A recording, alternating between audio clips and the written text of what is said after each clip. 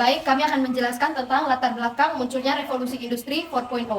Menurut keterangan dalam jurnal Historia, jurnal program studi pendidikan sejarah, disebutkan bahwa sebelum abad 18, sistem perekonomian Eropa bergantung pada ekonomi agraris. Namun, setelah memasuki abad ke-18, maka tenaga mesin mulai digunakan sebagai alat reproduksi di pabrik menggantikan tenaga manusia. Hingga kini, revolusi industri sudah mengalami perubahan sebanyak 4 kali. Yang pertama, revolusi industri 1.0, revolusi industri 2.0, revolusi industri 3.0, dan revolusi industri 4.0. Kemunculan revolusi industri 4.0 ditandai dengan adanya konektivitas manusia, data, mesin dalam bentuk virtual atau cyber psycho. Perkembangan ini membawa perubahan sangat cepat yang tujuannya untuk meningkatkan kualitas kehidupan. Di era revolusi industri 4.0 memungkinkan otomatisasi di segala bidang untuk mencapai produktivitas yang lebih efektif dan efisien. Penerapan sistem informasi rantai pasokan digital ke segala unit kerja akan meminimalkan peran manusia sebagai operator. Secara umum, ini akan menggantikan peran tenaga manusia dari operator menjadi seorang ahli dengan kompetensi tinggi. Era revolusi industri 4.0 merupakan era yang tengah dialami oleh Indonesia. Pada saat ini, setiap kehidupan manusia akan selalu berhubungan baik dengan teknologi maupun dengan informasi pada era ini. Sebagaimana dikutip dalam Gifta 2018-86 menyatakan bahwa berdasarkan evaluasi awal tentang kesiapan negara dalam menghadapi revolusi industri 4.0, Indonesia diperkirakan sebagai negara dengan potensi tertinggi. Dari hal tersebut dapat dikatakan bahwa Indonesia harus siap menghadapi revolusi industri 4.0. Adanya revolusi ini akan memudahkan setiap manusia atau individu dalam menjalani kehidupannya. Namun, di sisi lain, adanya revolusi industri memberikan kekhawatiran tersendiri bagi setiap manusia. Hal ini dikarenakan sumber daya manusia yang biasa dimanfaatkan akan tergantikan oleh mesin dan teknologi. Peran manusia secara fundamental akan mengubah cara kerja, bekerja, dan berhubungan satu dengan yang lainnya. Selaras dengan hal tersebut, pada era revolusi industri 4.0 ini, manusia dituntut untuk mengembangkan kemampuannya agar dapat bersaing dan bertahan dalam era revolusi 4.0. Revolusi industri 4.0 ditandai dengan adanya digitalisasi yang merebak pada semua sektor kehidupan. Sangat berbeda dengan era sebelumnya, di mana dinamika laju pergerakan tersentralisasi pada sumber daya manusia sebagai subjek yang menggerakkan tumbuh kembangnya setiap aspek kehidupan. Pada era ini, telah mengalami pergeseran yang pada awalnya manusia sebagai subjek elan vital dengan perlahan digantikan oleh digital teknologi dan otomatisasi mekanisme dalam pergerakan roda kehidupan. Skill yang harus kita miliki. Yang pertama, pemecahan masalah kompleks atau complex problem solving. Sebelum kita masuk dalam pengertian pemecahan masalah kompleks, kita harus pahami dulu apa yang dimaksud dengan masalah dan juga masalah kompleks itu sendiri. Yang pertama, pengertian masalah. Masalah pada hakikatnya merupakan kendala yang merintangi suatu pekerjaan atau situasi. Masalah butuh diselesaikan agar pekerjaan yang dikerjakan bisa berjalan dengan baik atau lebih baik lagi. Dalam merumuskan masalah terdapat dua jenis masalah, yaitu masalah sederhana dan masalah rumit atau kompleks. Di mana pada kali ini kita akan berfokus pada masalah yang kompleks. Masalah rumit atau kompleks memiliki cakupan skala yang lebih besar, dapat terkait dengan berbagai masalah lainnya, memiliki konsekuensi yang sangat besar, dan penyelesaiannya membutuhkan kerjasama kelompok serta analisis yang mendalam. Selanjutnya di era revolusi industri 4.0, kita harus memiliki skill dalam pemecahan masalah yang kompleks, di mana seseorang itu harus memiliki kemampuan untuk berpikir jernih dan mendalam terhadap suatu masalah, dengan melakukan identifikasi, menyeleksi informasi terkait masalah tersebut, lalu menentukan opsi solusi dan mengevaluasinya, sehingga setelah itu melaksanakan opsi sebagai solusi dalam mengatasi masalah tersebut. Adapun alasan penting dalam mengatasi masalah atau pada era 4.0 ini, kita dituntut untuk menyelesaikan suatu masalah-masalah yang terjadi atau masalah-masalah yang umum, baik di lingkungan sekitar maupun lingkungan masyarakat. Kita diwajibkan harus mempunyai skill untuk memecahkan masalah yang rumit atau yang kompleks. Baik, selanjutnya kami akan menjelaskan skill yang kedua, yaitu critical thinking atau berpikir kritis. Di zaman industri 4.0, di mana segala aspek kehidupan semakin kompleks dan kompetisi serta semakin ketat ini, era menuntut kita memiliki skill atau kemampuan yang membawa perubahan dengan cepat, selektif, dan efektif. Untuk itu kita memerlukan yang namanya berpikir kritis. Berpikir kritis merupakan sebuah proses yang disengaja dan dilakukan secara sadar, menafsirkan, mengevaluasi informasi dari pengalaman, serta keyakinan dan kemampuan dan ilmu pengetahuan. Lalu, mengapa kita butuh berpikir kritis? Yang pertama, yang paling mendasar ialah agar seorang karyawan dapat bersikap adil dan merdeka sejak dalam pemikiran. Hal ini sebagai landasan bagi seorang karyawan untuk membuat 100% keputusan yang kuat dan dapat dipertanggungjawabkan oleh seorang karyawan. Yang kedua, meningkatkan rasa percaya diri karena seorang karyawan sudah mencoba mereduksi bias. Dengan itu, seorang karyawan lebih yakin lagi terhadap argumen yang ia jelaskan terhadap suatu topik. Alasan yang ketiga, agar seorang karyawan menjadi lebih open mind, agar seorang karyawan akan lebih aware dengan segala sudut pandang dari berbagai perspektif. Yang keempat, meningkatkan fungsi literasi karena di sini seorang karyawan selalu mencoba memahami segala nuansa yang ada. Dan yang terakhir, agar seorang karyawan terhindar dari manipulasi dan media atau individu dengan berita palsu atau hoax. Lalu yang berikutnya, ada pun beberapa manfaat dalam berpikir kritis atau critical thinking. Yang pertama, observasi terhadap suatu masalah yang terjadi dalam sebuah pekerjaan. Yang kedua, kemampuan analisis tinggi dan meningkatkan kreativitas. Yang ketiga, cepat tanggap dalam menjawab pertanyaan dan adaptasi. Yang keempat, komunikasi lancar dan tenang bila ada perbedaan pendapat antara beberapa karyawan. Selanjutnya kami akan menjelaskan poin yang ketiga, yaitu skill kreativitas dalam menghadapi revolusi industri 4.0. Baik, skill kreativitas adalah kemampuan individu untuk menggunakan imajinasi, berpikir inovatif dalam menghasilkan solusi-solusi yang dapat mengatasi tantangan dan memanfaatkan peluang yang muncul akibat perubahan teknologi yang cepat dalam revolusi industri 4.0. Skill kreativitas ini mencakup kemampuan untuk melihat masalah dari berbagai sudut pandang, berpikir out of the box dan mengembangkan gagasan-gagasan yang inovatif, dan menemukan solusi yang tidak kontroversial dalam konteks revolusi industri 4.0, di mana teknologi seperti kecerdasan buatan, robotika, Internet of Things atau IoT, dan Big Data memiliki peran yang signifikan. Skill kreativitas menjadi semakin penting. Menghadapi revolusi industri 4.0, skill kreativitas memungkinkan individu untuk mengatasi tantangan yang kompleks, merencanakan solusi yang inovatif, dan memanfaatkan teknologi dengan cara yang baru dan efektif. Kemampuan berpikir kritis, fleksibilitas, adaptabilitas, kolaborasi, dan kemampuan mengatasi kegagalan juga merupakan komponen penting dari skill kreativitas dalam konteks ini. Baik, skill kreativitas menurut para ahli. Yang pertama, Sir Ken Robinson. Di sini ia menjelaskan bahwa skill kreativitas adalah kemampuan untuk berpikir secara kreatif dan menghasilkan ide-ide baru dan mengembangkan solusi yang inovatif. Hal ini melibatkan kemampuan untuk berimajinasi, menggabungkan pengetahuan yang berbeda dan berani berpikir luar dari batasan konvensional. Yang kedua, menurut Linda Neiman. Linda Neiman, seorang konsultan dan pembicara tentang kreativitas, mengembangkan skill kreativitas dalam era revolusi industri 4.0 sebagai kemampuan untuk beradaptasi dengan cepat terhadap perubahan, mencari cara baru untuk menghadapi tantangan, dan melihat peluang yang tidak terlihat sebelumnya. Skill kreativitas ini juga melibatkan kemampuan untuk berkolaborasi dengan orang lain, menggunakan berbagai disiplin ilmu, dan menciptakan solusi yang unik dan relevan. Berikut adalah beberapa contoh skill kreativitas yang berguna untuk menghadapi revolusi industri 4.0. Yang pertama yaitu inovasi. Inovasi artinya kemampuan untuk menghasilkan ide-ide baru dan solusi yang kreatif untuk mengatasi tantangan baru dalam era digital. Yang kedua, pemikiran kritis. Pemikiran kritis artinya mampu menganalisis secara mendalam informasi yang kompleks dan mengidentifikasi kelemahan, potensi perbaikan, dan alternatif solusi. Yang ketiga, kemampuan beradaptasi. Artinya fleksibilitas dan kesiapan untuk belajar hal-hal baru serta beradaptasi dengan cepat terhadap perubahan teknologi dan tren bisnis. Yang keempat, kolaborasi. Artinya kemampuan untuk bekerja sama dengan orang-orang dari berbagai latar belakang dan membangun hubungan yang sinergis untuk menciptakan solusi inovatif. Yang keempat, pembelajaran seumur hidup. Artinya keterbukaan untuk terus belajar dan mengembangkan diri, mengikuti perkembangan teknologi dan tren industri serta meningkatkan keterampilan yang relevan.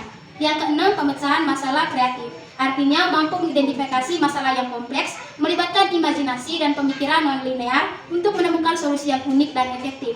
Yang ketujuh, keberanian mengambil risiko. Artinya bersedia mengambil risiko dalam mencoba ide-ide baru dan tidak takut untuk mencoba pendekatan yang berbeda.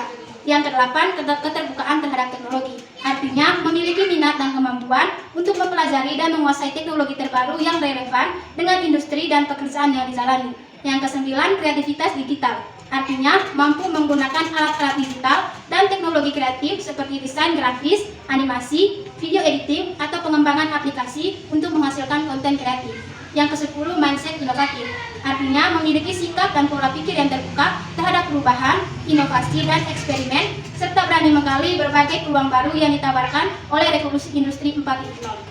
Selanjutnya kami akan menjelaskan poin keempat, yaitu people management.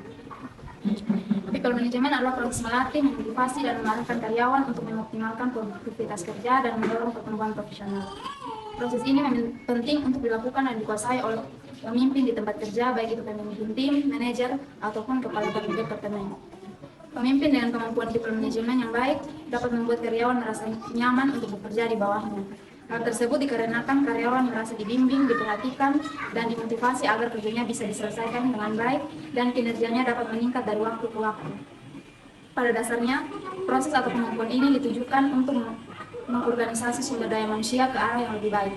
Dengan demikian, perusahaan dapat terus bertumbuh dan berkembang hingga mencapai tujuan.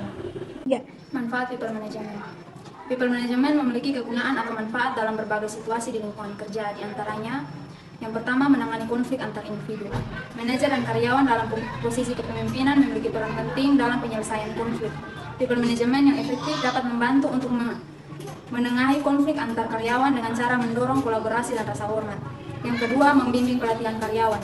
Pemimpin bertanggung jawab untuk memasukkan karyawan baru dan melatih karyawan saat ini mengenai proses yang diperbarui. Anda dapat menggunakan elemen dari people management untuk memberikan umpan balik yang konstruktif dan membimbing karyawan sehingga mereka dapat berhasil di posisi mereka. Yang ketiga, mengelola deadlines. Mengarahkan karyawan termasuk memberikan assessment dan menetapkan tujuan. People management yang efektif dapat membantu kamu mengevaluasi sumber daya tim dan menetapkan deadlines realistis yang mendorong kemajuan program. Keempat, membangun budaya perusahaan. Posisi kepemimpinan memungkinkan kamu untuk secara positif memengaruhi lingkungan kerja. Anda dapat menggunakan people management untuk membangun hubungan baik dengan karyawan. Kamu juga bisa meminta feedback dari tim tentang perspektif mereka tentang perusahaan dan kemudian mengubah umpan balik itu menjadikan actionable change menjadi budaya perusahaan yang dapat dikembangkan oleh setiap karyawan. Skill yang dibutuhkan dalam people management. Dalam proses people management terdapat 5 keterampilan yang setidaknya harus dimiliki oleh setiap pimpinan kerja, yaitu keterampilan berkomunikasi, mendengarkan, manajemen konflik, kolaborasi, dan fleksibel. Yang pertama, komunikasi. Komunikasi adalah hal dasar yang harus dikuasai oleh setiap orang, terutama bagi para pemimpin di tempat kerja yang akan sering melakukan komunikasi secara langsung dengan karyawan. Tanpa kemampuan komunikasi, akan sulit bagi mereka untuk dapat menyampaikan informasi dengan jelas dan detail kepada seluruh karyawan. Yang kedua, kemampuan mendengar. Seorang komunikasi adalah hal dasar yang harus dikuasai oleh setiap orang, terutama bagi para pemimpin di tempat kerja yang akan sering melakukan komunikasi secara langsung dengan karyawan. Tanpa kemampuan komunikasi, akan sulit bagi mereka untuk dapat menyampaikan informasi dengan jelas dan detail kepada seluruh karyawan. Yang kedua, kemampuan mendengar. Seorang pemimpin di tempat kerja harus memiliki kemampuan mendengarkan atau active listening. Karyawan pasti akan mengalami kendala dalam pekerjaannya, sehingga mereka membutuhkan tempat untuk bertanya atau bercerita mengenai kendala tersebut. Yang ketiga, manajemen konflik. Potensi konflik akan selalu ada di setiap lingkungan kerja. Karena itu, pimpinan tim harus bisa menjadi penengah jika sewaktu-waktu konflik ini terjadi. Tujuannya adalah agar konflik dapat teratasi dan tidak bertambah parah sehingga berdampak buruk terhadap kinerja tim ke depannya. Yang keempat, kolaborasi. Seorang pimpinan tim harus memiliki kemampuan berkolaborasi karena ia akan menangani beberapa tugas yang berbeda. Kemampuan kolaborasi ini tentu tidak hanya dengan karyawannya saja, melainkan juga dengan pimpinan tim lain di dalam atau di luar perusahaan. Yang kelima, fleksibel. Seorang pimpinan tim harus bisa bersikap fleksibel dan mudah menyesuaikan diri dengan berbagai kondisi. Yang berikut adalah cara mengembangkan skill people management. Gunakanlah strategi ini untuk mengembangkan skill people management. Yang pertama, fokus pada individual skill. People management adalah seperangkat skill yang luas. Pilihlah skill tertentu dari skill yang telah dijelaskan di atas, misalnya resolusi konflik. Kemudian pelajari lebih lanjut mengenai skill tersebut, manfaatnya dan cara menerapkannya di tempat kerja. Yang kedua, mendaftar di kursus professional development. Beberapa perusahaan menawarkan program pelatihan manajemen mereka sendiri, sementara yang lain mungkin mensponsori karyawan untuk mengambil kursus di tempat lain. Kamu juga dapat menemukan kursus online atau melalui lembaga pendidikan. Yang ketiga, temukan mentor atau pelatihan bisnis. Pelatihan khusus atau terarah adalah cara yang bagus untuk mengembangkan skill people management dengan cepat. Mentor dan pelatih bisnis dapat memberikan umpan yang dipersonalisasikan dan strategi spesifik yang dapat ditindaklanjuti. Yang keempat, mintalah umpan balik atau saran dari manajer lain. Mintalah saran kepada manajer atau supervisor tentang cara mengembangkan skill manajemen karyawan dan peluang potensi leadership di mana nantinya kamu akan dapat mendemonstrasikan dan melatih skill tersebut. Yang kelima, berkoordinasi dengan yang lain. Berkoordinasi adalah suatu proses dan kegiatan dalam rangka pengintegrasian dan penyelarasan tujuan dan rencana kerja yang telah ditetapkan pada semua unsur, bidang fungsional, dan departemen untuk menghasilkan suatu tindakan yang seragam dan harmonis secara efektif dan efisien. Dalam sebuah organisasi, koordinasi harus diberikan oleh atasan dalam menyelesaikan tugas sehingga penyampaian informasi menjadi jelas dan pembagian pekerjaan kepada para bawahan sesuai dengan wewenang yang diterima. Koordinasi adalah proses kesepakatan bersama secara mengikat berbagai kegiatan atau unsur yang berbeda-beda pada dimensi waktu, tempat, komponen, fungsi, dan kepentingan sehingga di satu sisi semua kegiatan di kedua belah pihak terarah pada tujuan pemerintahan yang ditetapkan bersama dan di sisi lain keberhasilan pihak yang satu tidak dirusak keberhasilan pihak yang lain. Untuk menciptakan koordinasi yang efektif diperlukan komunikasi dan hubungan kerja. Komunikasi adalah kunci dari koordinasi yang efektif. Sedangkan hubungan kerja dan koordinasi adalah dua hal yang saling kait-mengait karena koordinasi hanya dapat dicapai sebaik-baiknya dengan melakukan hubungan kerja yang efektif. Hubungan kerja adalah bentuk komunikasi administrasi yang membantu tercapai koordinasi. Baik, selanjutnya fungsi koordinasi. Menurut Handayani, setidaknya terdapat 3 fungsi penting koordinasi untuk sebuah organisasi. Fungsi koordinasi antara lain, pertama, koordinasi yang baik akan berdampak terhadap efisiensi. Koordinasi yang baik akan menghindar satu organisasi menghabiskan biaya, tenaga, dan materi yang berlebihan serta output yang tetap maksimal. Kedua, koordinasi berdampak terhadap moral suatu organisasi. Hal ini sangat berkaitan dengan leadership seorang pemimpin. Seorang pemimpin harus memiliki jiwa kepemimpinan yang baik agar mampu melakukan koordinasi untuk anggotanya. Ketiga, koordinasi yang berdampak pada perkembangan personal dalam organisasi. Unsur pengendalian personal selalu ada dalam koordinasi. Maka dari itu, anggota tidak bisa dibebaskan begitu saja, melainkan harus tetap dikendalikan. Yang berikut jenis-jenis koordinasi. Pada proses pelaksanaannya, koordinasi terbagi menjadi 2, yaitu koordinasi berdasarkan ruang lingkup dan berdasarkan alur koordinasi. Yang pertama, koordinasi berdasarkan ruang lingkup. Koordinasi yang dibedakan berdasarkan ruang lingkup terbagi menjadi 2 bagian. Pertama, koordinasi internal yang memiliki arti hubungan antara tingkat yang akan menjelaskan poin yang keenam, yaitu kecerdasan emosional.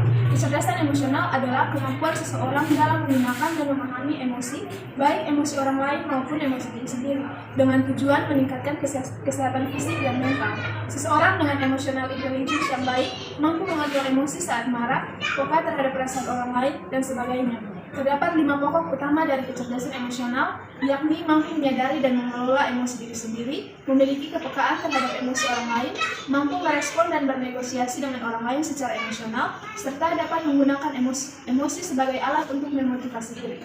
Selain itu, seseorang yang memiliki kecerdasan emosional yang baik lebih mudah dipercaya, bisa beradaptasi dengan baik, bisa bergaul dan bekerjasama dalam tim, memiliki rasa tahu yang tinggi, serta memiliki motivasi yang tinggi. Emosi pada dasarnya, apabila ada perubahan maka akan membentuk menjadi fasilitas dalam membentuk beberapa rencana yang ada di masa depan. Itu yang pertama. Untuk yang kedua, emosi positif yang ada mampu menjadikan organisasi memori sehingga mampu membuat materi kognitif tersebut lebih menyatu dan munculnya beragam ide yang sesuai. Ada beberapa karakteristik orang yang kecerdasan emosional. Yang pertama, memiliki self-awareness. Orang yang memiliki kecerdasan emosional yang tinggi biasanya memiliki self-awareness yang tinggi.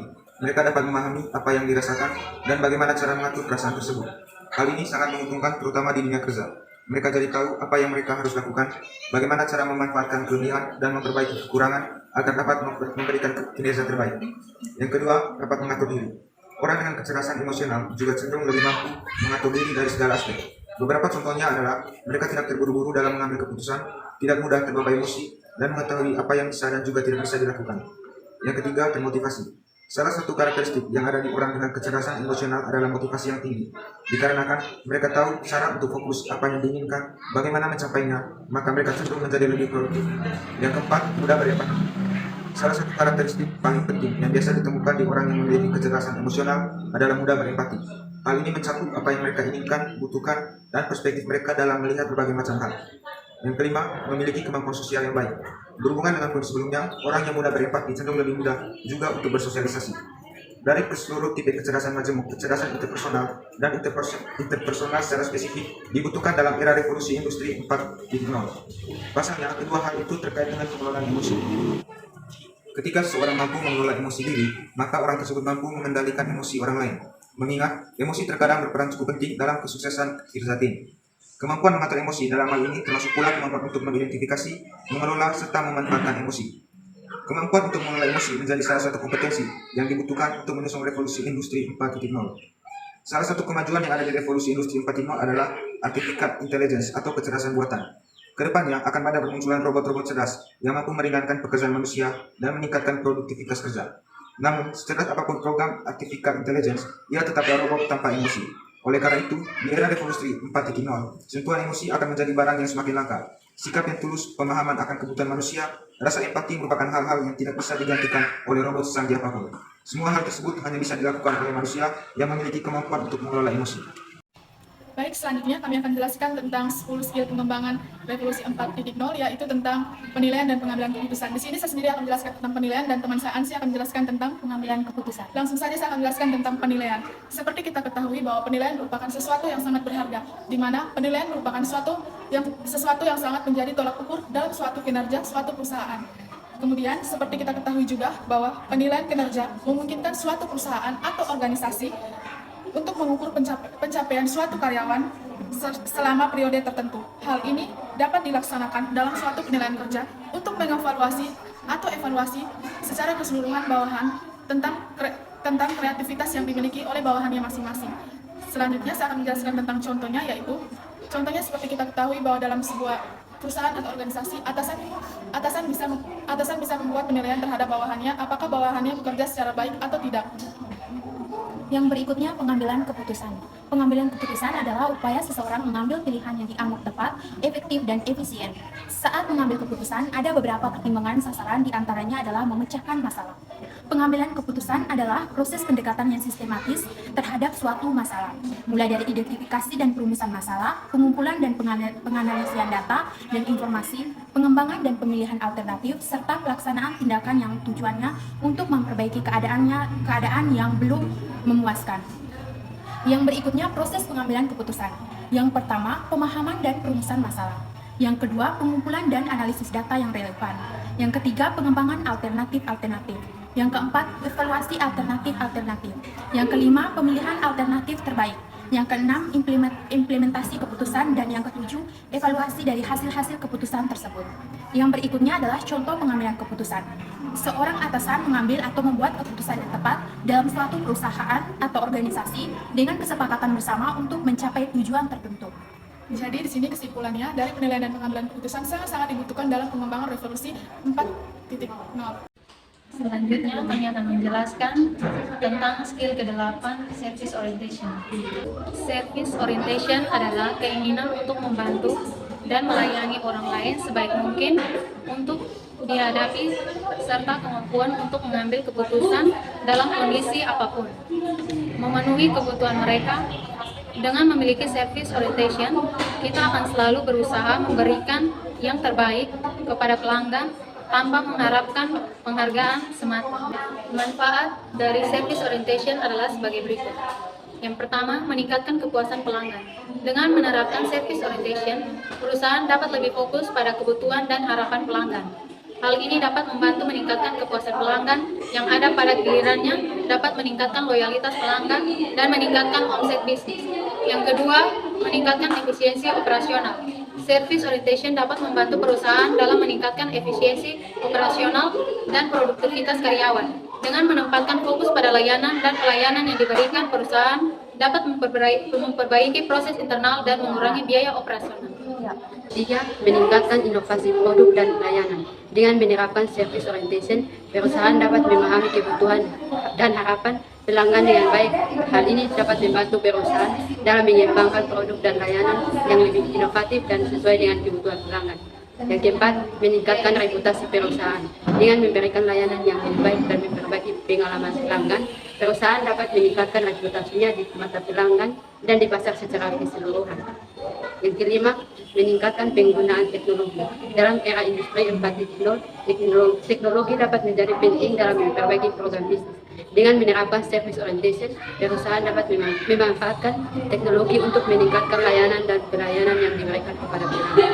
Berikut ini adalah contoh penerapan service orientation dalam reformasi 4.0. Contohnya Internet of Things dalam industri 4.0 memainkan peran penting dalam pengumpulan data dan informasi dari berbagai perangkat dan sensor. Dengan menerapkan service orientation, perusahaan dapat menggunakan data yang terkumpul untuk mengoptimalkan pengalaman pelanggan dan memperbaiki kualitas produk atau layanan yang mereka tawarkan. Selanjutnya poin ke-9 yaitu kemampuan bernegosiasi. Negosiasi adalah suatu proses tawar-menawar dengan jalan berunding guna mencapai kesepakatan bersama. Menurut Case, negosiasi adalah proses di mana ada persepsi, kebutuhan, dan motivasi yang berbeda untuk berusaha menyepakati suatu hal demi kesepakatan bersama. Di era revolusi industri 4.0 mengharuskan kita untuk menguasai kemampuan negosiasi untuk dapat lebih berkembang nantinya. Negosiasi yang dimaksud adalah harus menunjukkan dapat berkompromi untuk mencapai mufakat dalam pengambilan keputusan. Baik, yang selanjutnya adalah negosiasi dalam konteks revolusi industri 4.0 melibatkan berbagai aspek yang harus diperhatikan. Nah, yang pertama adalah pemahaman yang mendalam. Memiliki pemahaman yang mendalam tentang teknologi dan tren yang terkait dengan revolusi industri 4.0 ini, termasuk pemahaman tentang Internet of Things, kecerdasan buatan, big data, komputasi, dan transformasi digital saat ini. Yang kedua adalah adaptabilitas. Di sini, revolusi industri 4.0 membawa perubahan yang cepat dan konstan.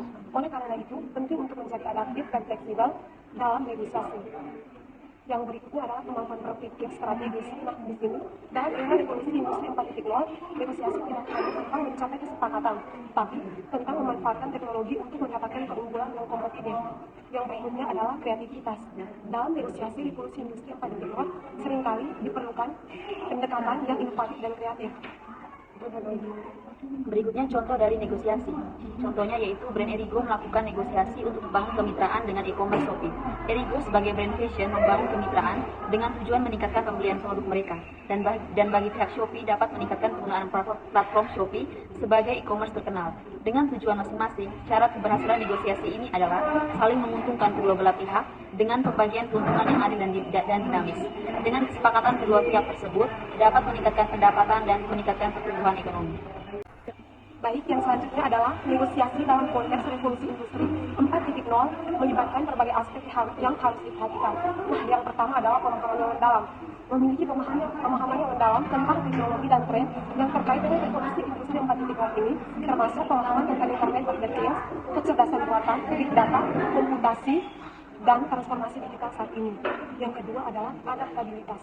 Di sini, revolusi industri 4.0 membawa perubahan yang cepat dan konstan. Oleh karena itu, penting untuk menjadi adaptif dan fleksibel dalam negosiasi. Yang berikutnya adalah kemampuan berpikir strategis. Nah, di sini, dalam era revolusi industri 4.0, negosiasi tidak hanya tentang mencapai kesepakatan, tapi tentang memanfaatkan teknologi untuk mendapatkan keunggulan yang kompetitif. Yang berikutnya adalah kreativitas. Dalam negosiasi revolusi industri 4.0, seringkali diperlukan pendekatan yang inovatif dan kreatif. Berikutnya contoh dari negosiasi. Contohnya yaitu brand Erigo melakukan negosiasi untuk membangun kemitraan dengan e-commerce Shopee. Erigo sebagai brand fashion membangun kemitraan dengan tujuan meningkatkan pembelian produk mereka. Dan bagi pihak Shopee dapat meningkatkan penggunaan platform Shopee sebagai e-commerce terkenal. Dengan tujuan masing-masing, syarat keberhasilan negosiasi ini adalah saling menguntungkan kedua belah pihak dengan pembagian keuntungan yang adil dan dinamis. Dengan kesepakatan kedua pihak tersebut dapat meningkatkan pendapatan dan meningkatkan pertumbuhan ekonomi.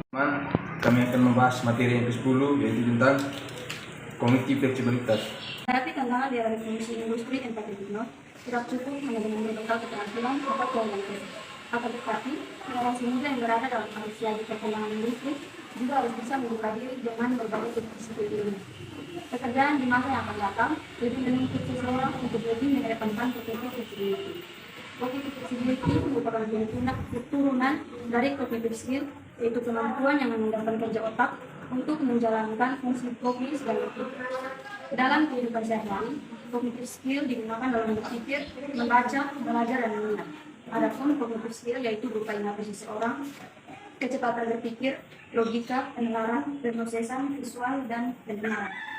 Demikian kognitif flexibility menurut para ahli. Yang pertama, menurut Spiro dan Jeng. Spiro dan Jeng di dalam Barat dan Lavender menyebutkan bahwa cognitive flexibility adalah suatu kemampuan seseorang untuk merekonstruksi pengetahuan seseorang secara spontan dalam banyak hal, seperti respon spontan terhadap tuntutan situasi yang selalu berubah secara radikal. Yang kedua, Munadar. Menurut Munadar, cognitive flexibility merupakan bagian dari pemikiran kreatif dan berpikir reflektif, memiliki kepercayaan diri, serta dapat merubah pandangan ketika menerima informasi baru. Cognitive flexibility merupakan kemampuan yang dapat melibatkan kreativitas penalaran logis dan sensitivitas terhadap masalah. Adapun aspek-aspek dari kemampuan cognitive flexibility menurut Costa dan Kalik adalah sebagai berikut. Yang pertama, terbiasa berpikir terbuka. Memiliki pemikiran terbuka menjadi individu mampu menerima situasi di lingkungan sekitar dengan mudah. Dengan pikiran yang terbuka, tidak menjadikan individu untuk bersifat kaku. Selain itu, berpikir terbuka juga akan mendorong seseorang untuk menerima berbagai macam informasi, ide, gagasan, ataupun argumen. Yang kedua, terbiasa memiliki banyak ide dan gagasan. Individu dengan kemampuan berpikir fleksibel mampu menyelesaikan permasalahan dan berbagai sudut pandang. Yang ketiga, terbiasa membuka sudut pandang. Pemikiran yang luas memudahkan individu menerima berbagai informasi dan memilih informasi yang sesuai dengan penyelesaian masalah. Yang terakhir, terbiasa menggunakan berbagai cara pemecahan masalah, yaitu memiliki pemikiran yang fleksibel, bukan hanya berperan penting pada dunia kerja, namun juga pada kegiatan pembelajaran. Ada beberapa contoh fleksibel kognitif. Yang pertama itu metakognisi. Metakognisi mengacu pada kemampuan untuk berpikir tentang pemikiran Anda sendiri. Ini adalah keterampilan dasar untuk fleksibilitas kognitif. Contoh metakognisi adalah tindakan berhenti sejenak dan merenungkan pemikiran Anda sendiri. Kedua, kemampuan untuk mengatur stres Anda. Salah satu nasihat yang sering diberikan saat orang merasa stres adalah tarik nafas dalam-dalam dan rileks. Memikirkan sesuatu yang membuat Anda merasa rileks akan membantu Anda mengatur emosi Anda sendiri. Berikut adalah kesimpulan dari materi 10 skill yang harus dimiliki di era revolusi industri 4.0. Yang pertama, keterampilan teknologi. Kemampuan untuk menguasai teknologi baru dan menggunakannya secara efektif. Yang kedua, pemecahan masalah. Kemampuan untuk mengidentifikasi masalah dan menemukan solusi yang efektif. Dan yang ketiga, kreativitas. Kemampuan untuk berpikir secara kreatif dan menciptakan solusi baru dan inovatif. Yang keempat, kemampuan komunikasi. Kemampuan untuk berkomunikasi secara efektif dan mengartikulasikan ide-ide dan gagasan. Yang kelima, keterampilan kepemimpinan. Kemampuan untuk memimpin dan memotivasi tim serta mengelola sumber daya. Berikutnya poin yang keenam, keterampilan kritis. Kemampuan untuk menganalisis informasi dan membuat keputusan yang tepat. Yang ketujuh, keterampilan kolaborasi. Kemampuan untuk bekerja dalam tim dan berkolaborasi dengan orang lain. Yang kedelapan, keterampilan keuangan. Kemampuan untuk memahami dan mengelola aspek keuangan perusahaan. Yang kesembilan, keterampilan manajemen waktu. Kemampuan untuk mengelola waktu dengan efektif dan efisien. Yang ke-10, keterampilan belajar mandiri. Kemampuan untuk terus belajar dan mengembangkan diri secara mandiri untuk tetap relevan di pasar kerja yang selalu berubah. Keterampilan ini sangat penting untuk dimiliki di era revolusi industri 4.0 karena teknologi semakin maju dan berkembang pesat, sehingga pekerja harus memiliki kemampuan untuk beradaptasi dengan perusahaan tersebut.